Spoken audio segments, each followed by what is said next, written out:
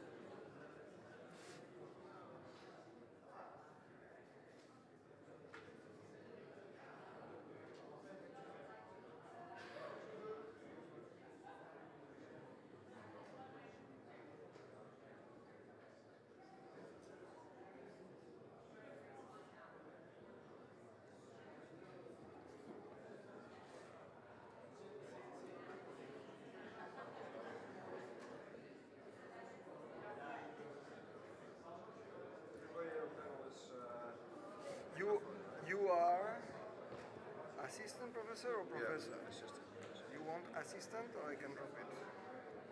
Ja, you say assistant professor. Utrecht University. Yeah.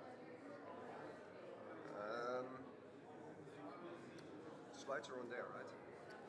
Double check with Yeah, minus. yes, double check with minus. Because I don't have control to the slides. Don't count on that.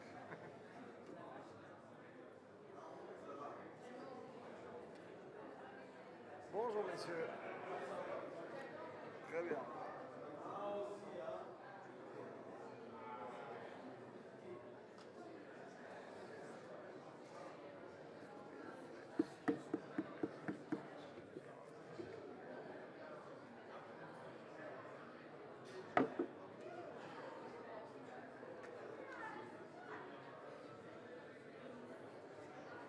On a une demi-heure pour ça.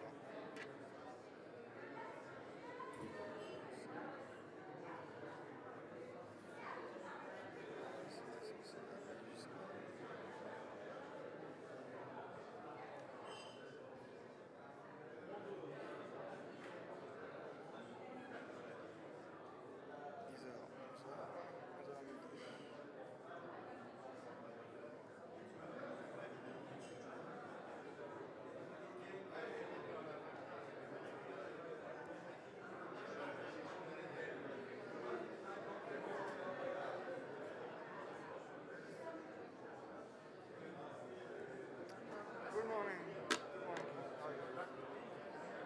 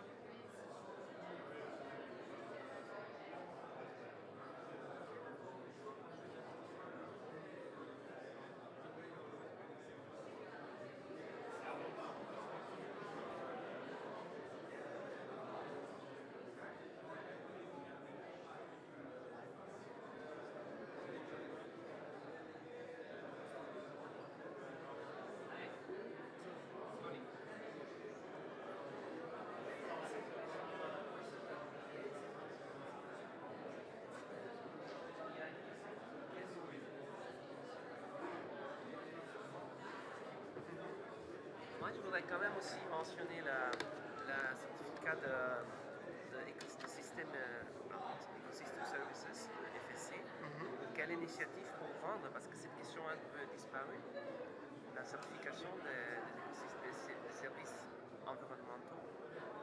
Et peut-être dans la question là, on peut dire initiative aussi pour vendre les services, parce que tout est basé sur quels sont les indicateurs, suivi, etc. Ouais, Mais rien que sur le marketing et comment on va le valoriser. Ouais, c'est parce que je voulais. Hein? C'est parce que j'avais tourné dans ce sens-là pour en fait, faire le lien avec moi derrière qui me parlait de ce qu'on va mettre en place pour la. Mais c'est pas grave. Pour, Ok, de toute façon, je ne vais pas prendre les questions mot par mot. Vous savez, hein, ouais, mais Oui. donc donc je vous laisse libre d'interpréter, de rajouter. Ouais. Et je vous donnerai toujours, est-ce qu'il y a quelque chose dont on n'a pas parlé que vous voulez parler? Parce que c'est bien qu'il parle de OBC, mais il y a quand même aussi des choses qui existent comme FSC, comme BCS et d'autres qui existent déjà. Non, mais tu fais bien dessus. Et que nous, on fait actuellement déjà. Donc, attends, parce que Jerry, il demande quand est sa présentation. Ça va, je lui ai dit déjà. Mais là, en fait, là, ils font des... Regarde, avant les questions, il y a les 3 présentations. Ça, je ne l'ai pas. Ah, tu l'as pas. Ça, attends, je l'ai dans un autre fichier. Donc là, on va commencer. Et ma question, c'était, on va commencer par les présentations. C'est celle-là. Ouais, c'est ces 3-là, dans cet ordre-là. Donc c'est Jory qui commence. Pourquoi t'as Carl? Non, t'es sur le carbone. Tu fais quoi là. Donc c'est Jory qui commence. Voilà. Est-ce qu'on monte tous sur scène là ou d'abord on commence là et puis après tu nous appelles? On va commencer par. Ok. Les Et ben on peut présentations. commencer. Ouais, je pense. D'accord. Largement, ouais. Bonjour à tous. Bonjour à tous. J'espère que vous avez pu profiter de la visite de ce matin. Et à défaut, prendre un bon petit déjeuner. Nous avons un programme très intéressant pour cette matinée. Nous allons parler biodiversité, nous allons parler crédit carbone et gestion durable des forêts. Est-ce que je peux inviter les participants à interrompre les discussions? Just give me a second.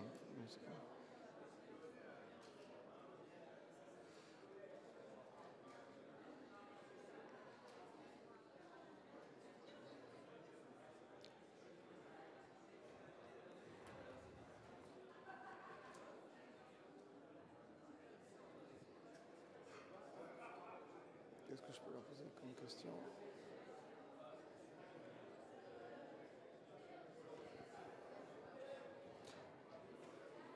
J'aimerais, s'il vous plaît, poser une question à la salle. Votre attention, s'il vous plaît. Votre attention, s'il vous plaît. J'aimerais poser une question à la salle. Nous avions commencé la journée d'hier en vous demandant qui avait été surpris par la décision de report. J'aimerais savoir qui dans la salle va assister à la COP Cali sur la biodiversité. Est-ce qu'il y a des gens? Levez-vous s'il vous plaît, levez-vous si vous allez assister à la COP à Cali. D'accord? Donc on a 4 personnes, d'accord? 4 ou 5 personnes, d'accord? Et est-ce qu'il y a dans cette salle des gens qui vont aller à la COP climat? Il y a la COP climat. Non, les personnes, je m'intéresse aux personnes. Et donc, nous avons 2 personnes, d'accord? Donc, il y a 2-3 personnes qui vont aussi aller, d'accord? Ça c'est pourquoi je vous pose cette question, simplement pour savoir est-ce qu'il y a un lien entre ces différentes plateformes, entre ces différents réseaux, et comment est-ce que la question de la forêt est représentée dans les grandes instances internationales que sont les conférences des parties. Parce que les thèmes que nous allons aborder aujourd'hui sont au cœur des dialogues, aussi bien à la COP Cali Biodiversité qu'à la COP Climat. On va commencer à parler biodiversité dans le premier panel et nous parlerons ensuite de climat. Et quelque chose que l'on entend régulièrement, c'est que les forêts se raccrochent souvent tard à ces discussions et la thématique forêt peut facilement disparaître. Rappelez-vous, on a parlé déjà hier des problèmes de communication sur la question comment expliquer ce que c'est que la gestion forestière. Alors très bien, nous allons commencer cette session. Nous commençons un petit peu en retard, mais on va pouvoir gérer, il n'y a pas de problème. Et nous allons commencer avec 3 présentations. Je vais appeler les présentateurs un par un, et ensuite nous inviterons les panélistes à venir sur le front. Alors le premier panéliste que je voudrais inviter, c'est un collègue. Nous avons co-signé des articles ensemble. J'appelle le professeur Joris Svers de l'université de Utrecht. Jerry, can you come, please? Thank you. And I think you're going to talk about the work you've done on biodiversity in certified companies. Take the front dies if you want. There's only you and me in there. Merci, Claude. 10 minutes. Bonjour tous. I'm going to continue in English. Presentation.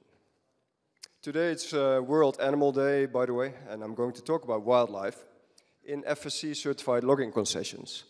But for that I will need my slides. But I can start introducing myself. I'm Yuri Zwerts from Utrecht University.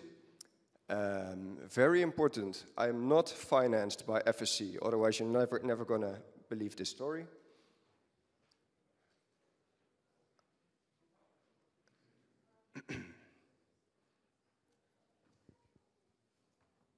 Give it a minute.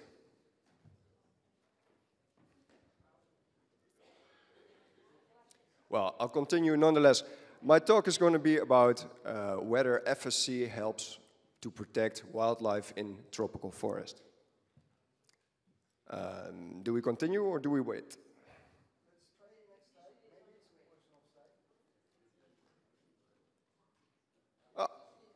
Okay, great. So, I'm a wildlife biologist. I'm not financed by FSC. My goal is to conserve wildlife.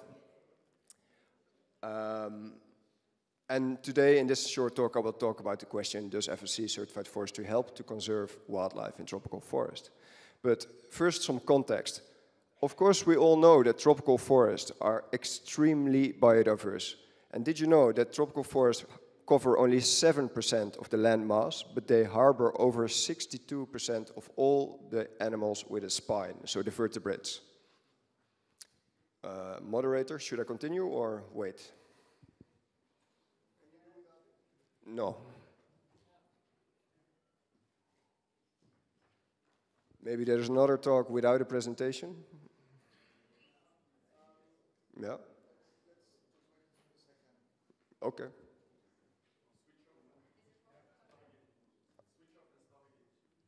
Yeah, that's up to the technicians, I think.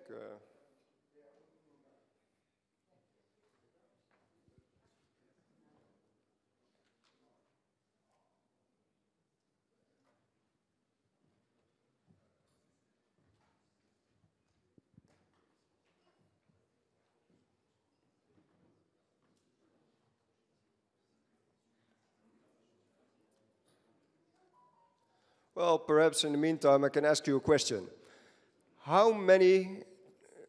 What percentage of tropical forest is allocated as logging concession? Do you know? Is it 50%, 20%? Does anybody know?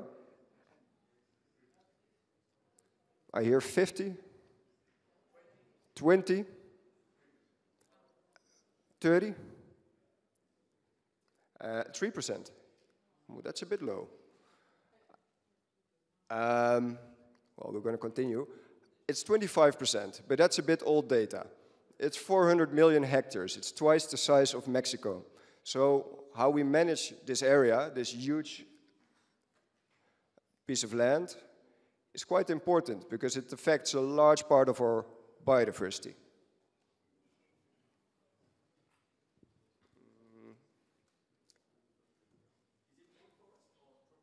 Tropical forest.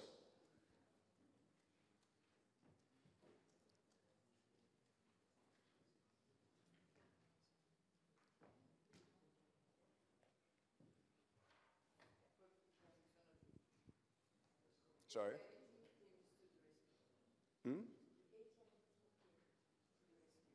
Oh, yeah. We will wait. It's okay. Everybody has emails to check and things to discuss. So there we go.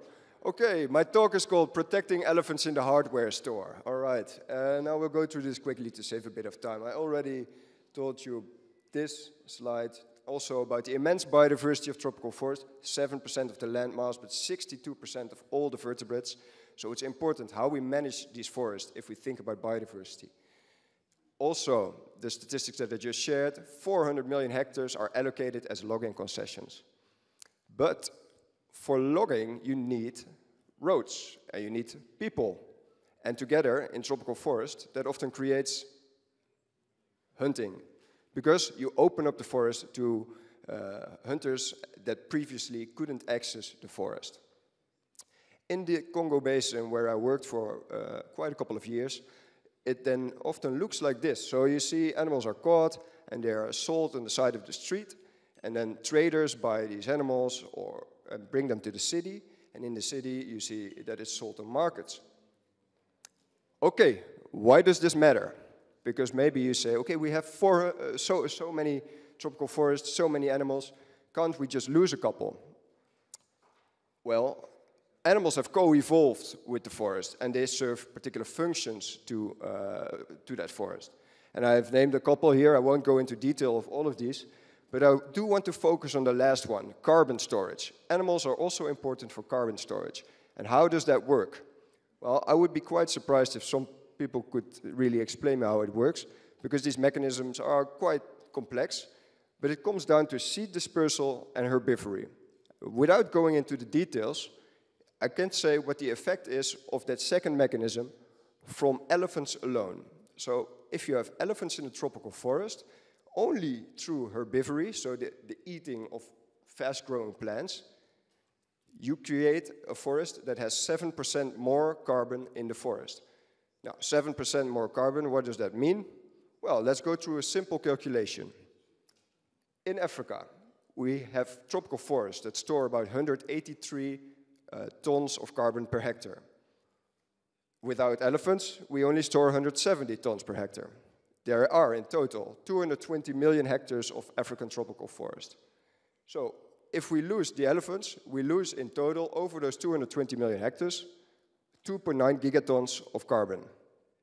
Well, if we think about the most populous country in the world, India, then we can equate this number, 2.9 gigatons, to the emissions, the annual emissions of India. Well, of course, India emits this annually, and this process is something long-term, but still, it's a very large number.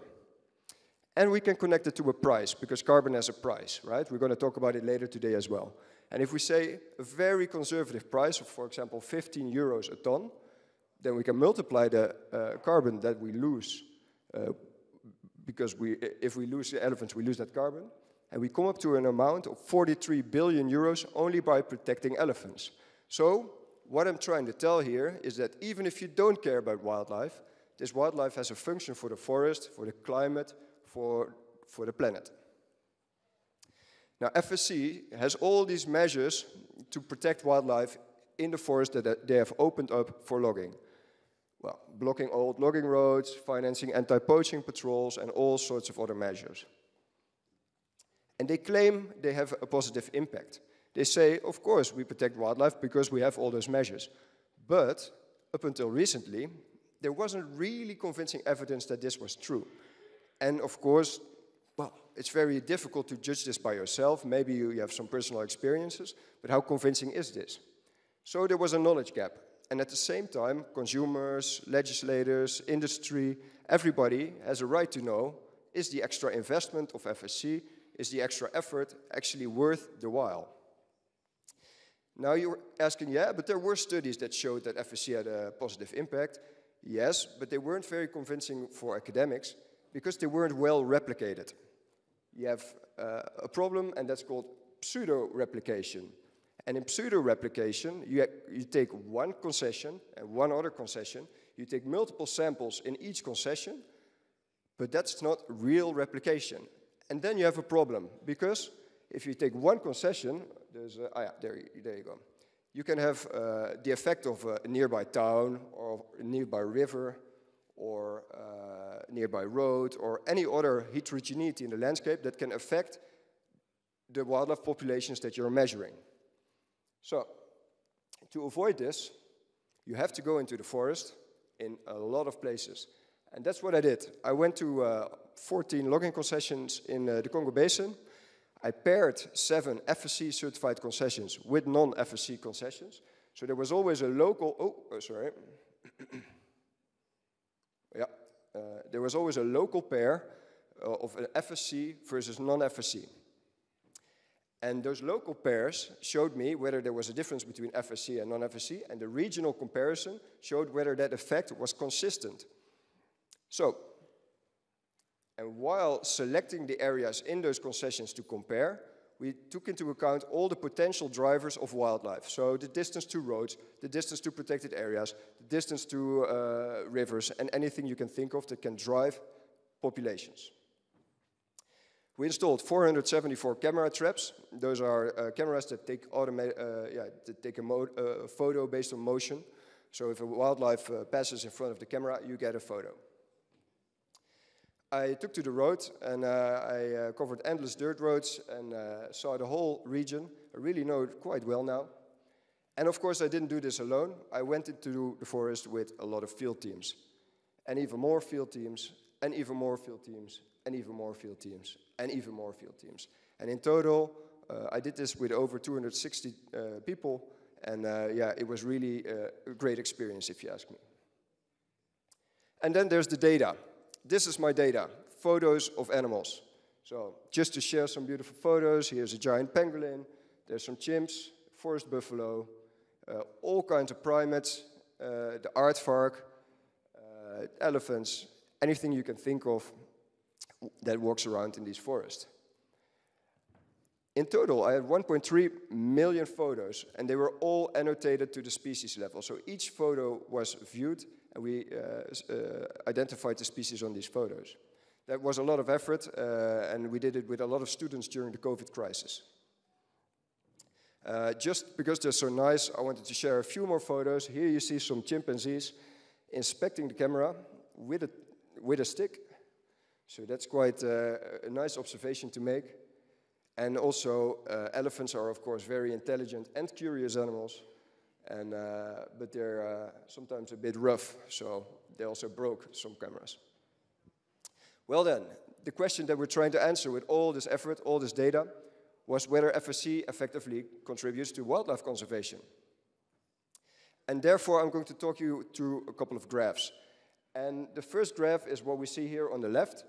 And in green, you see the FSC-certified concessions, and in red, the non-certified concessions. And on the y-axis, you see all the wildlife that we observed, standardized per camera trap day. And we see, and that's indicated by this asterisk, that there's a statistical difference, that there are more observations in FSC-certified concessions. Sounds good, but it doesn't convince me yet, because which animals are actually on those photos? We don't know, because it's all clumped in one big pile of data. It can be all mice that are maybe representative of degraded ecosystem. But at the same time, we also scouted for hunting signs, and we saw a lot more hunting signs in the non-FSC certified concessions than in the FSC certified concessions. But to really get an answer to my question, we had to look at weight classes, because weight is a good proxy for hunting pressure, and hunting is the main problem when you open up a forest for logging, because you create access to the forest. And why is weight a good proxy? That's because large animals, like the elephants here, they don't reproduce as quickly as the smaller ones. So if you take one elephant out of a population every month, the population goes down. If you do the same with mice, well, the population probably still rises. So we have the same data in these graphs. Again, green FSC, red non-FSC. On the y-axis, observations per camera trap day, but then split up in 5 different weight classes, from smaller than 2 kilograms up to larger than 100 kilograms. And then we see there's no difference between the FSC and the non-FSC sites for the small wildlife, not between 2 and 10 kilograms either, but for mammals that are larger than 10 kilograms, we start to see a really big difference, and we see way more of these species in the FSC-certified concessions. And that effect increases with the weight. So this was really convincing evidence that FSC effectively reduces hunting pressure or reduces the negative impacts of logging for wildlife. And we were really happy with this result, of course, after all this effort. And now you say, yeah, but some species are not even hunted for food, or they're integrally protected, and this is indeed true, like chimpanzees, gorillas, they are very well protected. You go to jail if you catch those. But even though they're still hunted to some degree, they also suffer from the snaring. And the snaring is the main type of hunting. And I have a photo of a young chimpanzee here that lost its arm. Well, this chimpanzee is never going to grow old. So this large animal that may not be targeted by hunters is still a victim of the hunting. And then you might say, yeah, but elephants then, they don't have a problem with snares, right? Yeah, but elephants, they have international mafia that is going after them. And of course, if you have FSC certified concession with an anti-poaching patrol, then if I would be a poacher, I would rather go to a concession where there's no patrol trying to catch me. Now, just because I'm a scientist, we like graphs, so I split up the data according to a few more classes, 2 more minutes, that's perfect. Here we split the data up into taxonomic classes, and you see the effect on elephants is very positive, the effect of FSC certification on elephants. Again, for primates, chimps, gorillas, you name it, also very positive. Same for forest antelopes, same for carnivores, think about leopards, golden cats. Pangolins, we didn't see an effect, but that's because we're only observing 3 species, and 2 of those species are arboreal, so they live in the trees, and we didn't have the right technology, camera traps on the ground, to really capture differences for these populations. And rodents, rodents almost seem to benefit, and that's of course logical, they seem to benefit from the non-FSC management, because the competition, the larger animals that normally eat those rodents, is gone. And yeah, you can also do the same for conservation classes, and you see that the critically endangered species in particular are really benefiting, and those are again the large species. Also, this is a nice little extra graph. If you multiply the weights of all the species that we observe, and then look at the differences between FSC and non-FSC, then you see that there is 4 times more faunal biomass in the FSC certified concessions. And this again has effect on carbon storage and other ecosystem services.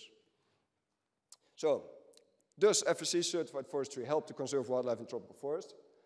Yeah, we can really safely say yes. Now it is really convincingly proven. And the extra investment of closing these roads and patrolling really makes a difference.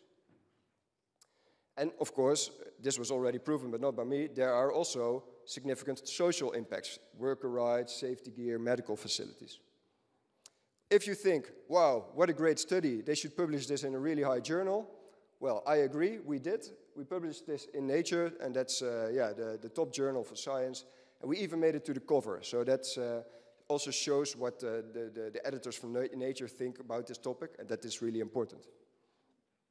Back to the title slide, back to my title, Protecting Elephants in the Hardware Store. Consumers, the industry, legislators, me, you, we all have a choice now, because we can safely say, based on this data, do we want a forest full of chimpanzees, elephants, and leopards, or do we want a forest full of rodents? Thank you very much.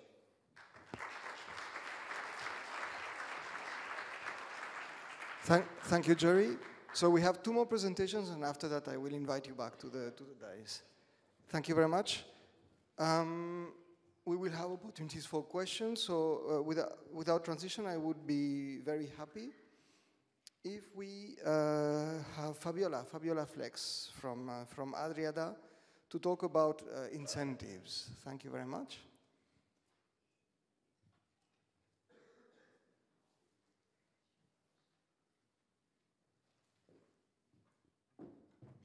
Français ou anglais? Je peux parler en français? Je serai plus spontanée. Vous avez dit, Adriada, je suis là sur ce premier panel pour vous parler d'OBC. OBC, les certificats biodiversité. Je sais que certainement beaucoup d'entre vous ont entendu le mot certificat biodiversité, parce que avec ce qui se dit aujourd'hui dans le monde sur les certificats biodiversité, je pense qu'on peut faire des annuaires pour caler toutes les tables de la salle sans aucun problème. Il y a énormément de théories sur les certificats biodiversité.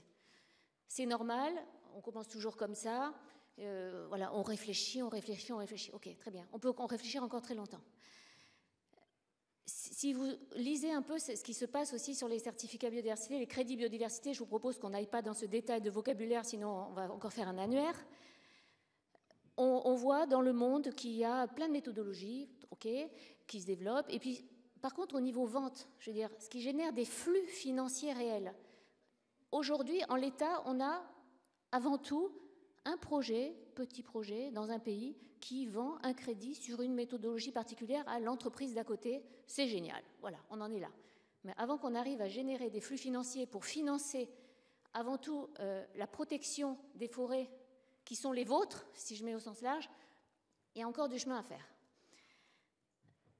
OBC, donc l'Organisation for Biodiversity Certificates, on a créé cette association il y a 2 ans maintenant. Je vais aller très rapidement, mais c'est pour que vous compreniez bien l'historique. Vous avez dit que j'étais cofondatrice d'Adriada. C'est vrai, Adriada nous emmène des projets de reforestation dans le monde entier. Très bien, vraiment reforestation, donc crédit carbone de très haute qualité. Mais la mission d'Adriada, en fait, c'est la biodiversité. On a créé cette entreprise pour la biodiversité, pas pour le carbone. Et du coup, lorsqu'on a commencé à faire lorsqu'on réfléchissait à l'entreprise, avec Fabien, on se disait, mon Dieu, mais le business model qu'on fait là pour Adriada, c'est une fondation, une association, il n'y a rien pour la biodive. Alors on s'est dit, ok, on lance avec les crédits carbone de très haute qualité, et parce que la biodiversité est dans cette partie qualité des crédits carbone, mais quand même, on crée OBC pour créer cette valeur pour la biodiversité, pour arriver vraiment à générer des flux financiers privés importants pour la nature. C'est vraiment ça l'objectif. On a commencé à travailler avec des chercheurs, etc. Bon, je ne vais pas aller dans le détail de l'histoire, mais on est arrivé à quelque chose, on s'est dit, ok, si on attend d'avoir la perfection scientifique, tout ce qui c'est bon, dans 20 ans on y est encore, il faut qu'on arrive à trouver une méthode qui soit à la fois facile à utiliser pour les entreprises. Quand je dis pour les entreprises, c'est-à-dire pour celles qui achètent. Parce que si elles ne comprennent rien à ce qu'elles achètent, elles ne vont pas acheter. Et les flux financiers pour vos forêts, on peut toujours les attendre. Parce qu'elles ne vont pas pouvoir reporter dans leur rapport, il faut que ça soit simple. Mais quand même avec un background scientifique pour qu'on n'ait pas toutes les ONG du monde sur le dos en disant ce que vous faites, c'est vraiment un scandale, c'est les entreprises qui veulent greenwashing, etc., etc. Ok, on a trouvé une méthodologie, on a réfléchi, donc, et on a aujourd'hui OBC, la méthodologie OBC, elle a une particularité, et vraiment, je suis à votre dispo pour aller dans les détails, mais sinon je vais passer mes 10 minutes là à parler que ça.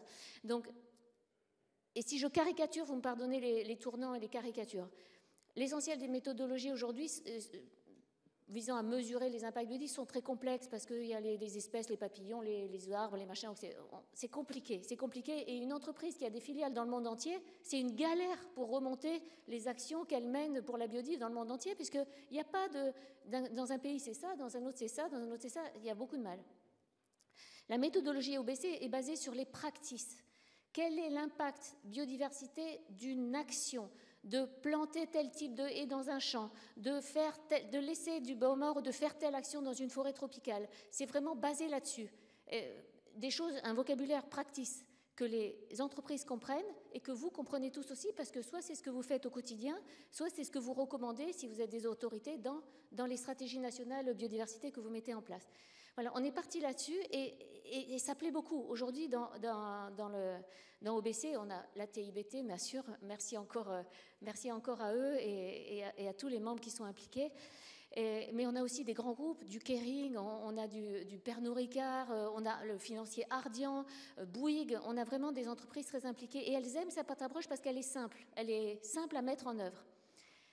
Et alors, pour faire très court, aujourd'hui, la méthode pour définir ces certificats biodiv par écosystème, on l'a, c'est bon, là. Maintenant, ce qu'il faut faire, c'est déployer le marché. Et avant tout dans la zone tropicale, parce que si notre truc, là, ça marche juste en France et en Angleterre, ça sera encore un truc de pays du Nord qui essaie de donner des sous à leurs agriculteurs, en fait, hein, pour caricaturer les choses. Si ça ne marche pas dans vos pays, ça n'a aucun avenir, ce truc. Donc, il faut qu'on le déploie et on est prêt à le déployer. Lorsque je dis déployer le marché, ça veut dire quoi ? Je peux...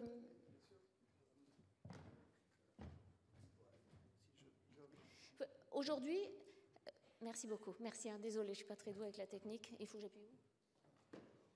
D'accord, merci. Donc, comment on fait pour déployer le marché ? Pour déployer le marché, on est dans un contexte où et je vais de façon encore caricaturale, mais tant pis, parce que comme ça les messages passent. Aujourd'hui, la plupart des grandes entreprises du monde entier, elles se moquent de la biodiversité. Pardon, hein, si Ok, quand je dis elles se moquent, elles ne sont pas prêtes, elles n'ont pas les contraintes qu'elles ont sur le carbone, elles ne les ont pas. Et pour la biodive, les contraintes régulatoires sont extrêmement faibles. Il y a quoi? Il y a la CSRD au niveau européen, c'est du disclosure. On peut mettre des hiéroglyphes, ça passe. Je veux dire, il n'y a pas de contraintes réglementaires. Et au niveau biodiversité, celles qui sont les plus avancées, c'est déjà très bien, hein, elles ont une approche par les risques. C'est-à-dire, elles se disent, oula, là, je dois me fournir dans tel pays avec telle matière première, j'ai un risque là parce que j'ai réchauffement climatique, biodive menacée, la qualité de mon cacao, la qualité de mes verres à soie, tout ça c'est dangereux. Là, elles calculent combien ça leur coûte de rien faire et elles mettent de l'argent pour la biodive pour protéger leur chaîne de valeur. Mais ce n'est pas avec ça qu'on va réussir à protéger les forêts du bassin du Congo. Ça ne marche pas, parce qu'elles ne sont pas dans des chaînes de valeur. Donc il faut trouver autre chose. Et cette autre chose, on arrive à le créer. Je veux dire, le lien qui incite les entreprises à contribuer, parce qu'on est vraiment dans une approche contributive, à la conservation et à la protection des forêts du Gabon, on arrive à le faire avec la méthodologie OBC. Et lorsque je dis méthodologie, c'est avec une seule chose de la méthodologie, c'est le fait qu'elle soit basée sur les practices. Je vous montre un seul slide. Ah oui, pardon, je me trompe même sur les boutons, je ne suis pas très douée. Hein. Voilà. Vous voyez en haut? Pardon, si je me mets devant, ça ne va pas marcher. Donc, c'est vraiment cette histoire par les practices. On arrive à faire le lien, en fait, entre les pays qui ont besoin d'argent. Je pense que toutes les autorités publiques, les représentants d'autorités publiques qui sont là, ne vont pas me dire qu'elles n'ont pas besoin d'argent d'entreprises privées pour financer ce qu'elles veulent faire en matière de biodiversité. OK ? Donc, il y a les pays qui sont au milieu, qui ont des stratégies biodives, où il y a des actions. Quand on arrive à trouver des actions claires dans des stratégies biodives. Alors, certains ne sont pas encore aussi développées que celles qu'on a trouvées, mais ce n'est pas grave, ça se fait. La biodive, elle se protège pas de manière extrêmement différente dans le monde entier. Il y a toujours des actions qui sont clairement identifiées. Il y a toutes les actions que nous, OBC, on a définies par écosystème, avec les groupes techniques qu'on a dans l'association. Et en fait, on arrive à faire le lien entre les actions que nous, on définit et les actions qui sont dans les stratégies nationales des pays. On arrive à faire ce lien. Du coup, je vais vous montrer si je reviens en arrière, hop, voilà. C'est comme ça qu'on va y arriver. On va créer, parce qu'on arrive à faire ce lien, parce qu'on est basé sur les practices, entre les actions que nous, on recommande OBC pour appliquer la méthodologie OBC et les stratégies nationales des pays, on arrive à créer un lien positif entre des pays qui mettent en place leur stratégie biodive pour répondre aux objectifs du GBF, où ils auront tout intérêt à vraiment inclure des actions précises pour qu'on puisse faire le lien avec les développeurs de projets. Il y en a dans la salle. Vous avez des actions biodiversité pour vos projets. On peut arriver à montrer qu'elles s'inscrivent dans la stratégie nationale d'un pays, mais juste parce que ça sera basé sur des actions. Et dans ce cas-là, toutes les entreprises, même si elles se moquent de la biodiversité, il y en a énormément des entreprises qui ont des intérêts, quels qu'ils soient, pas forcément des intérêts biodives, mais des intérêts commerciaux, autres, bref, à venir montrer qu'elles soutiennent la politique d'un pays.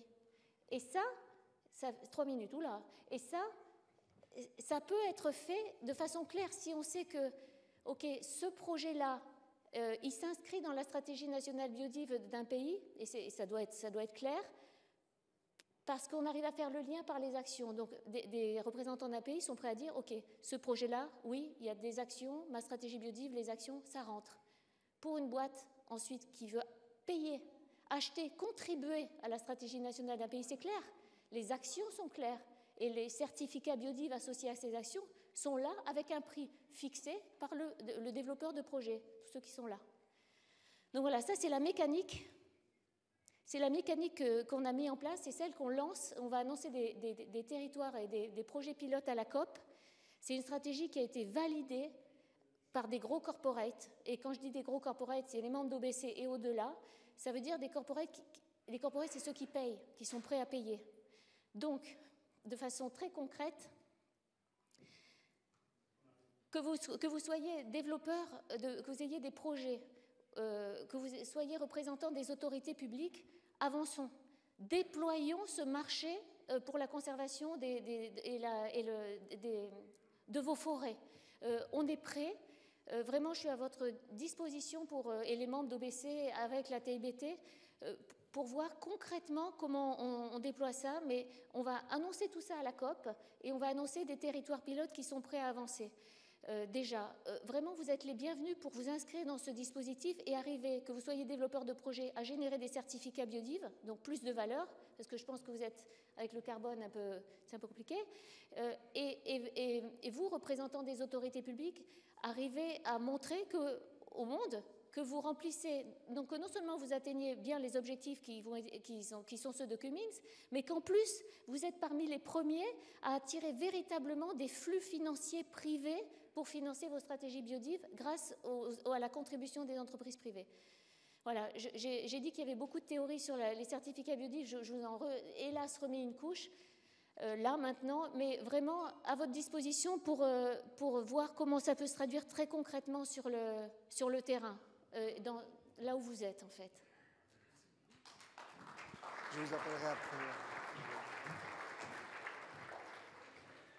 Merci. Et pour finir la dernière présentation de ce panel, je voudrais inviter Sophie Diroux du WCS qui va nous parler du concept High4.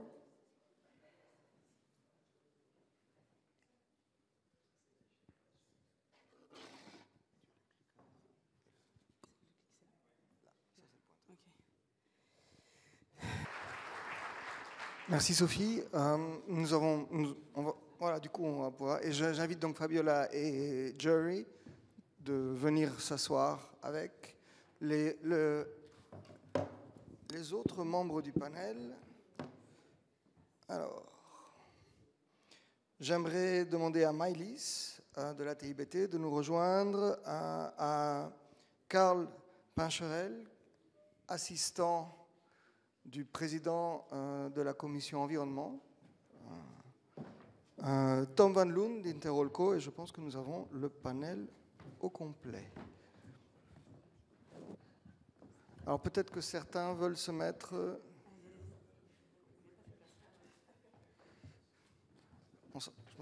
Tu vas avoir le truc dans la figure.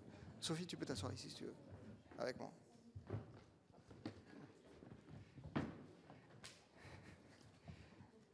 Merci beaucoup. Alors, je voudrais, avant qu'on aille dans les questions et les réponses, je voudrais tout simplement inviter les présentateurs, enfin ceux qui n'ont pas présenté, à dire chacun une chose qu'ils souhaitent souligner dans les 3 présentations qui ont été faites.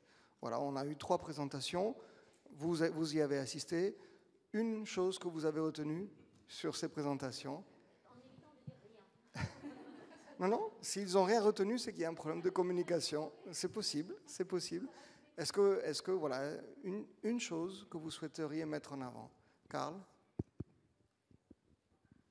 Ça fonctionne, oui, très bien. Bonjour à tout le monde. Déjà, merci beaucoup pour l'organisation de l'événement et l'invitation. J'ai particulièrement aimé dans toutes les présentations qui ont été faites, l'aspect qui a été mis en avant sur pourquoi est-ce que le financement de la biodiversité est parfois plus compliqué que le financement des sujets carbone. D'accord. Pourquoi financer la biodiversité pose plus de problèmes que la carbone. On va juste mettre en exergue quelque chose, après on va créer le dialogue. Merci. Tom? Merci. Une chose que j'ai retenue, c'est le paiement pour juste le maintien d'une forêt qui est intacte, intègre, qui est bien gérée. Juste le paiement pour cette question-là, qui est très simple. Mais voilà. Construire un outil pour payer, pour maintenir ce qui est déjà en place et non pas reconstruire, régénérer. D'accord, merci.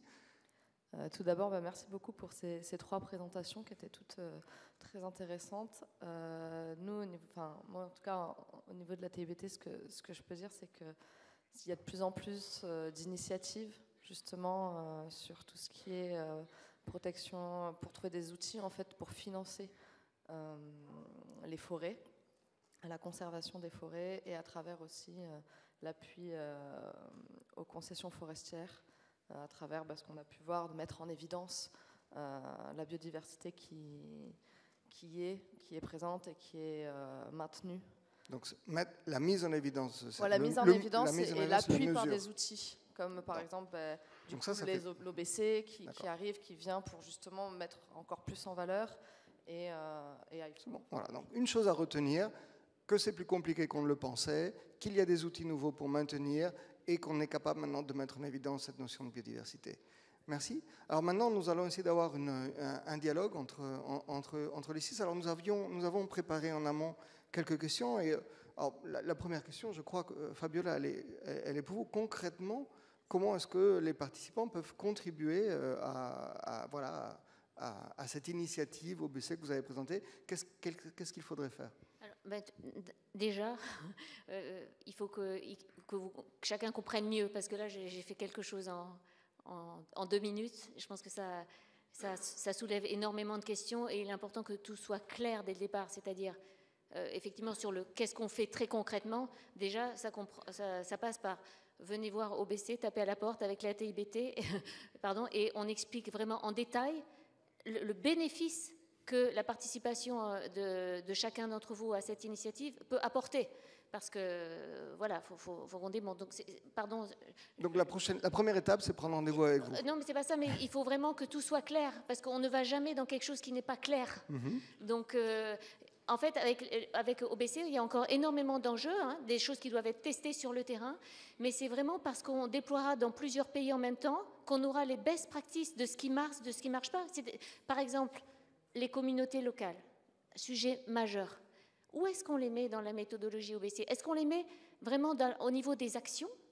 C'est-à-dire, chaque action, travailler avec les communautés, pardon, je le dis de très mal, mais faire ceci, telle action avec les communautés locales fait partie des actions prioritaires. Okay. Est-ce que ça peut être standardisé au niveau des actions? Ou est-ce qu'au niveau des consortiums scientifiques qui développent donc qui vont évaluer l'impact biodiversité des actions, est-ce qu'elles doivent être à ce niveau-là? Et tout ça, c'est bien sûr leur donner une place qui soit au-delà du simple benefit sharing, qu'il va y avoir, qui doit être mis en place, parce que tout ça, ça doit être hyper transparent. On ne va pas recommencer les erreurs qu'il y a eu sur le carbone, où les développeurs de projets ont commencé à développer, ce qui était normal sur le marché volontaire, et après les autorités, là aujourd'hui même au niveau européen, n'est-ce pas, vous allez dire, elles rament pour rattraper au niveau régulatoire, et tous les pays rament pour rattraper le cadre de carbone au niveau régulatoire. Là, commençons ensemble. Donc c'est vraiment ça qu'on doit mettre en place. Clarifier. Identifier les priorités. Identifier les priorités, les acteurs, et on déploie. En fait, ce qu'il faut faire, c'est un projet. Il faut marcher en mode projet. D'accord. Quelle différence entre ce que vous proposez ou ce que vous êtes en train de construire et justement les paiements pour services environnementaux? Comment ça se raccroche? Je suis incapable de vous donner une réponse immédiate parce que, en fait, la logique est un peu la même sur les paiements. C'est basé sur des actions. Simplement, ce qu'on fait, ce qu'on met en place, c'est vraiment un lien extrêmement direct et transparent entre les stratégies nationales des États, les projets de développement et les besoins de reporting des boîtes. D'accord. Donc, et ça, je pense que c'est peut-être un peu plus compliqué qu'avec les services environnementaux, mais quand je vous ai entendu tout à l'heure, mais il y a extrêmement... Enfin, je pense qu'on a une approche très similaire et on a tout intérêt à voir comment on peut mettre ça en commun. Merci. Il y avait une interpellation déjà directe à Karl. Quelle est la position de l'Union européenne sur les crédits biodiversité? Qu'est-ce que vous pouvez nous en dire un peu plus? Oui, alors, si on parle des crédits biodiversité, ça fait aussi référence à ce que vous avez dit, Fabiola, dans votre intervention, et ce que vous avez redit en filigrane là, c'est qu'on est à la recherche de mécanismes qui permettent aux flux financiers d'aller vers les projets qui sont les plus favorables à la biodiversité. Et ça, pour aller plus loin que l'existant dans la façon dont les entreprises et les porteurs de projets se comportent vis-à-vis de la biodiversité, c'est pas juste je protège ma chaîne de valeur, j'essaie de faire attention à ce que mon business soit résilient et puisse continuer à exister dans 10 ans, 20 ans, 30 ans. Ça, c'est ce que fait par exemple des grosses boîtes comme IKEA, et c'est déjà très bien. Mais là où il y a un déficit dans l'approche biodive comparé à l'approche carbone, c'est que si on va plus au niveau micro, on va dire que le business model de la biodive n'existe pas autant que le business model du carbone. Il n'y a pas énormément, il y en a quelques-uns, mais il n'y a pas d'acteurs économiques qui se disent « Oh là là, je vais m'engager dans des projets qui sont positifs pour la nature et pour la biodive, parce que ça va me donner un avantage compétitif vis-à-vis de mes concurrents, et je vais gagner. » Alors pour le carbone, c'est vrai, vous êtes soit au niveau européen, vous êtes soumis au marché carbone européen, soit parce qu'en fait vous avez des marchés mondiaux qui se développent et qui créent la nouvelle concurrence mondiale, comme pour la voiture électrique. Là, il y a un enjeu de localisation des chaînes de valeur de la voiture électrique entre les 3 grands pôles mondiaux que sont l'Europe, l'Amérique et la Chine. Donc il y a des règles de la concurrence et des règles du business qui se connectent avec le sujet carbone et les sujets climatiques. On n'a pas encore ça avec le sujet biodive, et c'est aussi ça l'intérêt pour moi d'engager la discussion sur les crédits biodiversité, parce qu'on va à l'étape d'après. On va à l'étape d'après qui est celle justement d'avoir une concurrence basée sur la protection de la nature. Alors évidemment, comparé du carbone, c'est beaucoup plus difficile. Le carbone, c'est une métrique, elle est simple. Une tonne de carbone, c'est une tonne de carbone. Il n'y a pas vraiment beaucoup à discuter. La biodive, il y a des choses simples qui existent, c'est très bien. Je suis tout à fait d'accord sur le fait que si on attend la perfection, elle n'arrive pas, car elle n'appartient pas au monde humain, je pense. Et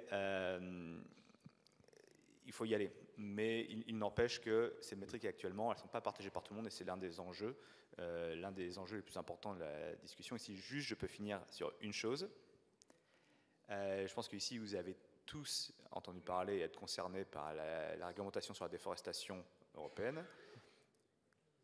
Il faut aussi remettre ce règlement, peu importe quand est-ce qu'il va être appliqué, dans son projet global, qui est un projet systémique, qui est le projet systémique du Green Deal, qui est d'aligner l'entièreté des règles de l'économie avec les objectifs climatiques et environnementaux, notamment ceux du commerce international, et de contribuer à créer des chaînes de valeur qui sont basées sur la réduction des émissions de carbone et sur des objectifs de positivité pour la nature.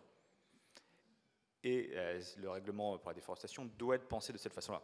Créer des partenariats où les règles sont communes et on a un commerce des produits issus de la forêt, le bois et les autres commodités qui sont communs entre l'Europe et les pays producteurs, qui facilitent le commerce, qui créent des zones où on peut penser un soutien plus fort pour l'aide européenne, par exemple, et aussi pour le partage de la façon dont on considère des crédits carbone et des crédits biodives.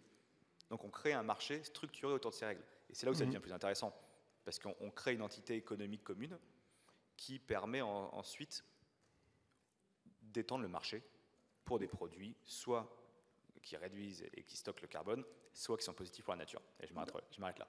Merci. Donc, je retiens cette phrase au début qui est « Le business model de la biodiversité n'existe pas encore, ou est à créer, ou est en cours de création ».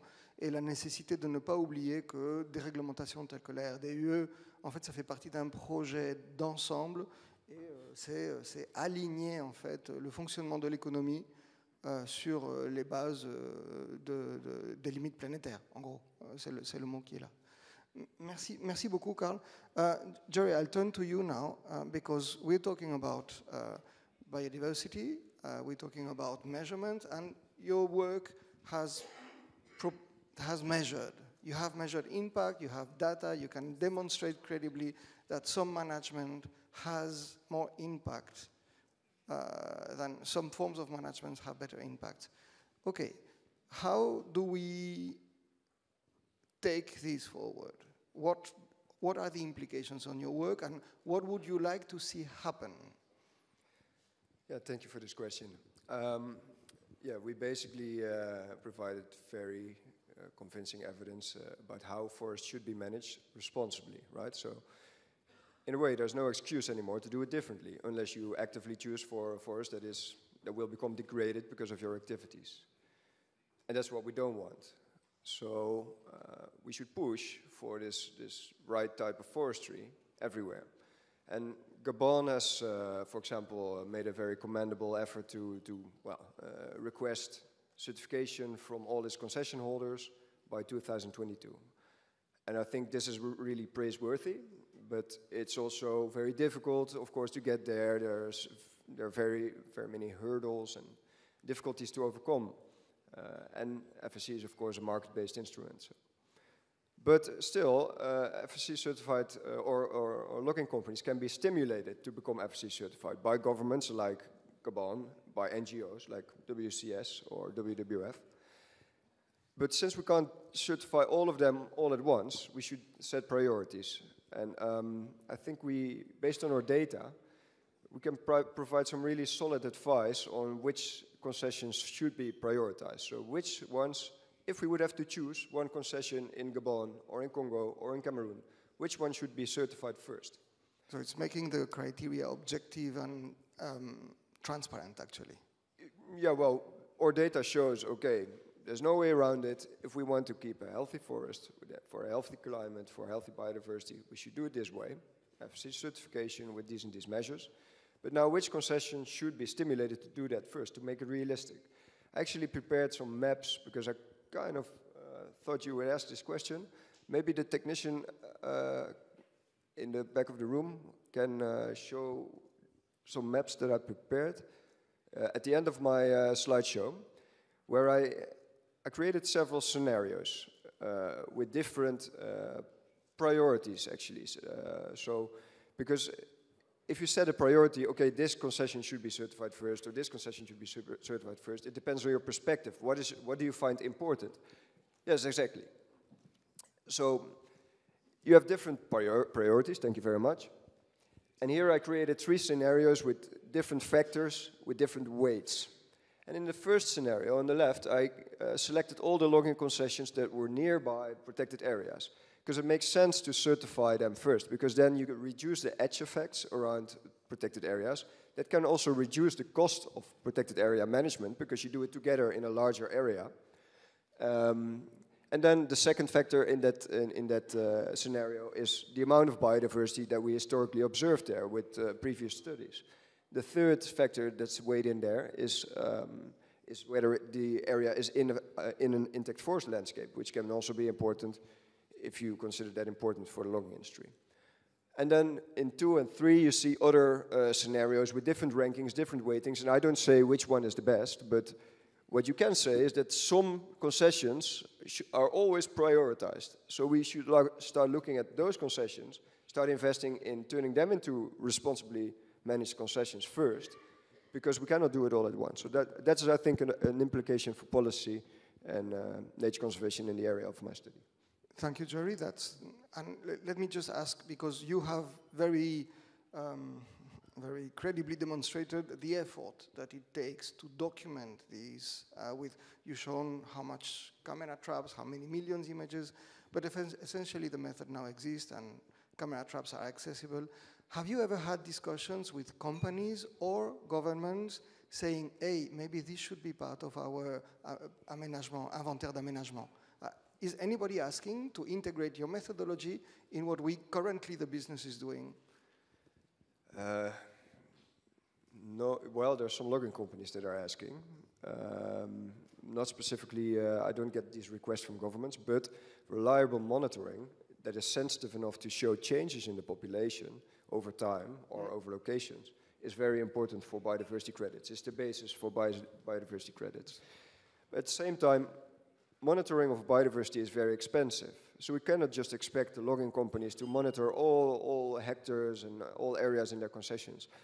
I think it should be more intelligent, more directed towards the risks that are created by logging. So if you open up a road, then maybe you want to show in that area, okay, are the populations stable? And that can provide a fundamental basis for a biodiversity credit system. Because if there's no risk, then you don't just want to throw away money at monitoring the wildlife that is presumably stable. Because we have to set priorities again and make choices. Yeah. So. Okay, thank you, Jerry. Tom, Sophie, I would like now turn...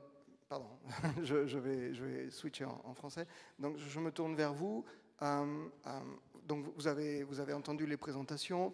Vous avez travaillé vous avez aussi une vision sur voilà, des outils pour mesurer, des outils pour suivre, mais je crois que vous voudriez aussi parler d'outils pour valoriser. Et je pense que c'est les exemples que vous avez donnés.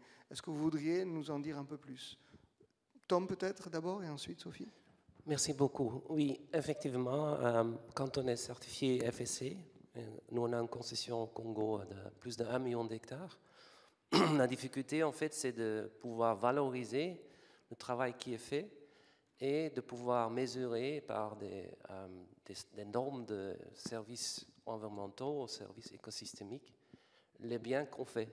Et je pense que la méthodologie qui a été présentée ici aujourd'hui, mais aussi d'autres méthodologies qui existent, comme la norme de FSC pour les services écosystémiques, il commence toujours avec la même chose. Tu vas faire ce qu'on appelle une théorie de changement. Tu vas montrer les objectifs, tu vas avoir des indicateurs et tu dois montrer ce qui a changé à cause des actions qui sont faites. Et parfois, c'est des indicateurs assez simples. C'est le maintien de la forêt, c'est le manque de déforestation. Ça peut être la diversité des animaux, la population d'animaux, des éléphants ou des gorilles ou des chimpanzés. Mais ça doit aussi être des indicateurs indirects qui sont justement liés avec les actions. Combien de luttes anti-braconnage on a eu, combien de saisies qu'on a eu de chasseurs ou de viande de brousse, parce que c'est ces indicateurs qui montrent aussi que dans le temps, quel est l'effet de tes actions et qu'est-ce qui change parce que tu fais une lutte anti-braconnage. La difficulté, c'est toujours encore, on a maintenant par exemple le certificat pour notre concession, mais maintenant comment valoriser? Qui va payer le surcoût de toutes les actions qu'on doit faire? Et qui va payer encore aussi pour faire plus? Parce que souvent, il est facile d'attirer l'argent pour des aires protégées et des zones protégées, mais c'est très difficile pour avoir l'argent pour les concessions certifiées bien aménagées et bien gérées, parce que les gens disent, oui, vous gagnez l'argent avec le bois, alors vous devez payer le reste aussi. Mais en gros, c'est difficile à payer tout, alors c'est comment encore valoriser ces certificats avec des revenus pour gérer la faune, pour encore plus contribuer au village, aux populations. Ça, c'est un peu la difficulté. Alors ça, on fera le lien avec Jury et son calcul sur le poids en carbone que les éléphants représentent et la table ronde qui va venir après. Mais c'est la transition parfaite pour Sophie. Sophie, ce que j'aime beaucoup dans la présentation, c'est merci. C'est le fait que je vois que vous liez une surface à un temps donné. C'est des hectares par 10 ans. Et ça, c'est quelque chose qui souvent manque dans la réflexion. On ne s'intéresse pas seulement à un moment, mais on regarde à l'évolution.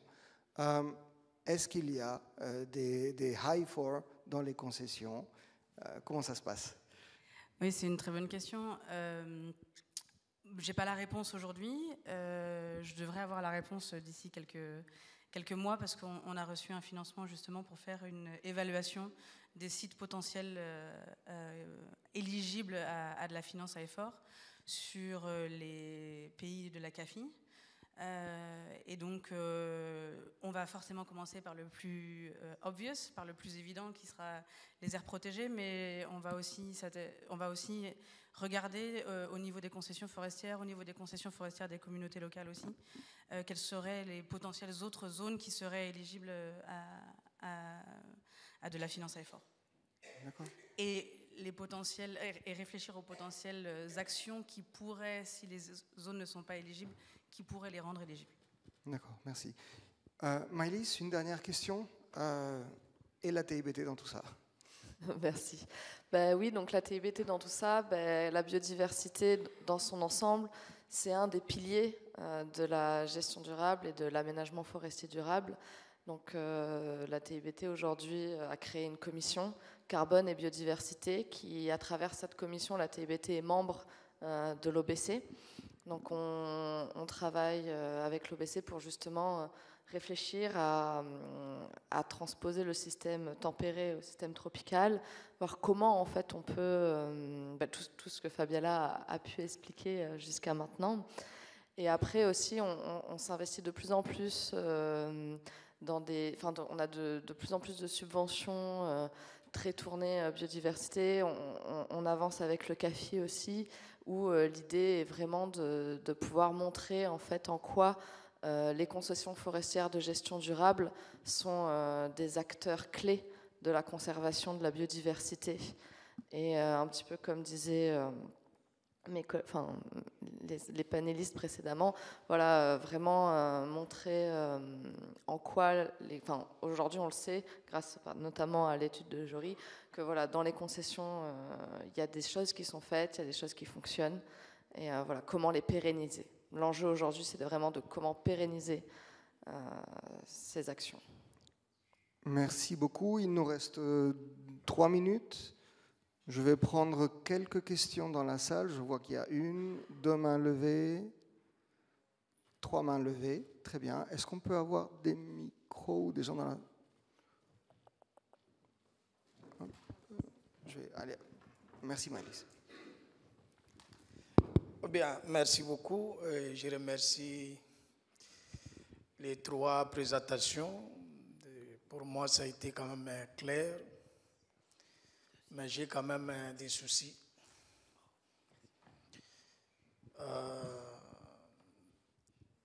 Des soucis. Pourquoi des soucis? Parce que je ne vois pas qu'on est loin des paiements des services environnementaux. La méthodologie, c'est pratiquement le même schéma. Et quand je vois dans mon pays, la RDC, on a travaillé avec beaucoup des ONG internationales, mais les résultats sur le terrain posent problème. Il est vrai que toutes les méthodologies nous amènent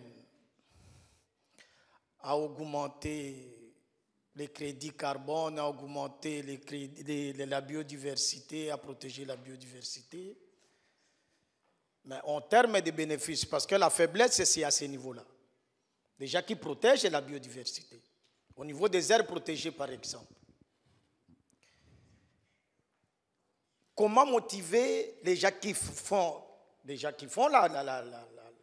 la conservation pour que demain, qu'ils ne puissent pas encore rentrer là-dedans et être des braconniers?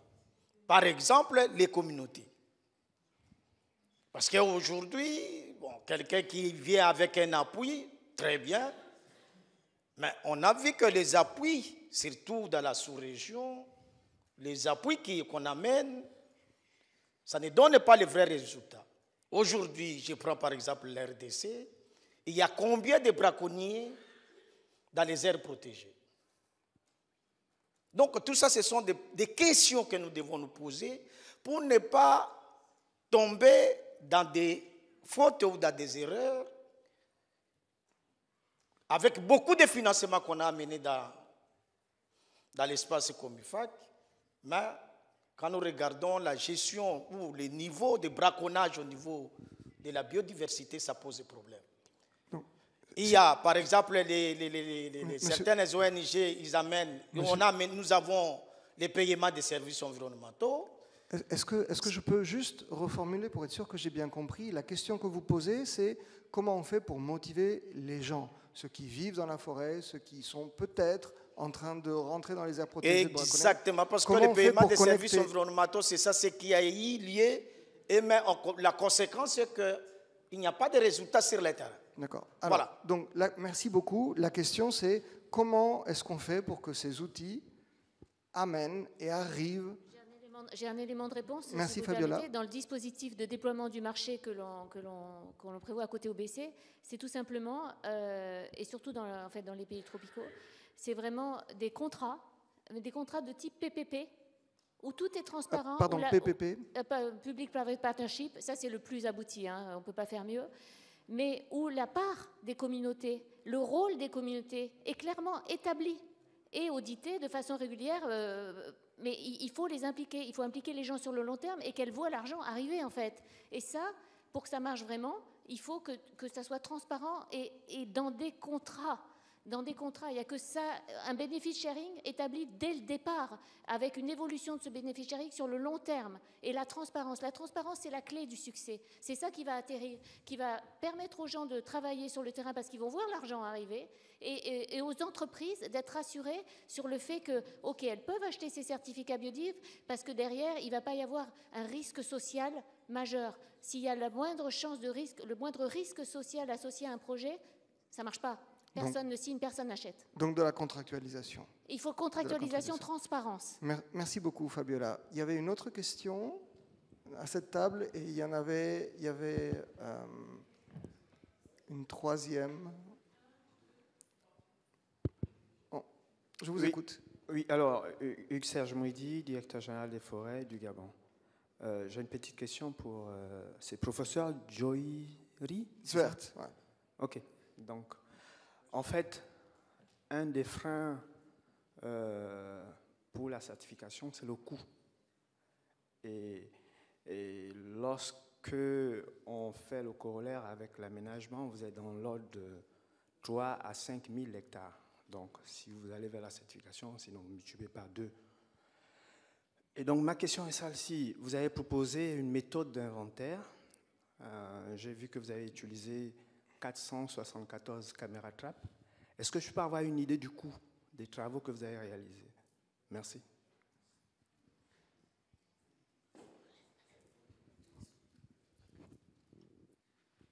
Of my particular study or? Your study.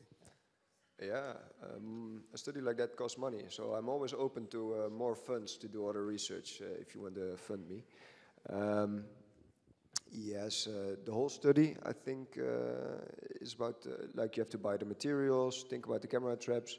We deployed them in series, right? We didn't buy 474 camera traps. We bought 100 camera traps and then installed those, and then we installed another 100, and some of them break.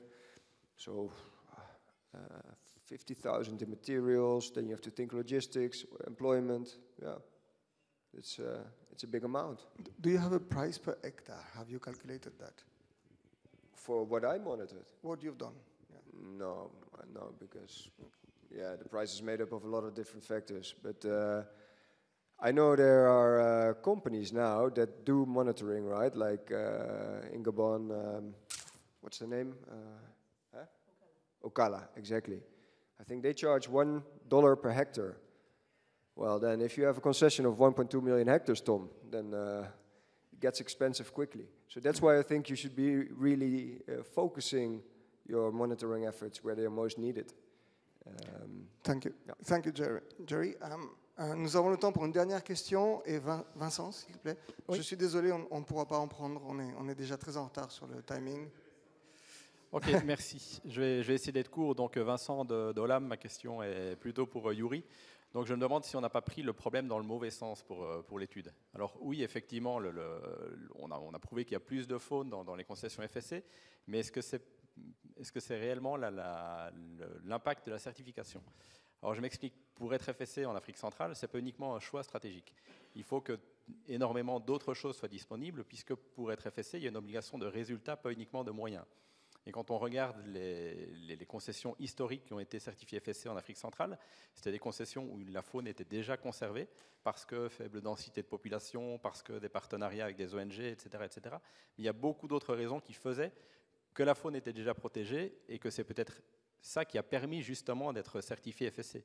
Et le risque pour moi en disant « Ok, être certifié FSC, ça permet de protéger la faune », c'est de voir la certification comme un outil qui est suffisant pour conserver la faune. Alors qu'au contraire, je pense qu'il y a d'autres outils qui sont nécessaires avant, d'autres financements, d'autres partenariats, etc. Et qu'après, quand la faune est conservée, qu'effectivement, là, on peut devenir FSC parce qu'on est conforme aux obligations de conservation et de présence de faune dans les concessions. Donc, juste pour avoir ton avis sur la question. Donc, c'est la question sur les liens de causalité, en fait. Voilà. Ouais. Merci.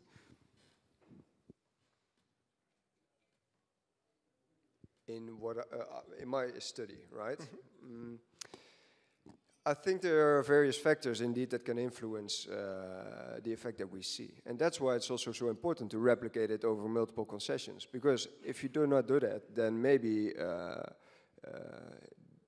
the selection bias of a company to go for a very pristine area where there's a lot of wildlife would have affected the effect that we measure. But if you replicate this over 14 logging concessions, then the chance that this effect will every time consistently affect our data becomes a lot smaller. So does that answer the question sufficiently, or? Ok, bon, je pense qu'on n'a pas le temps de toute façon pour aller en détail, donc on pourra en reparler.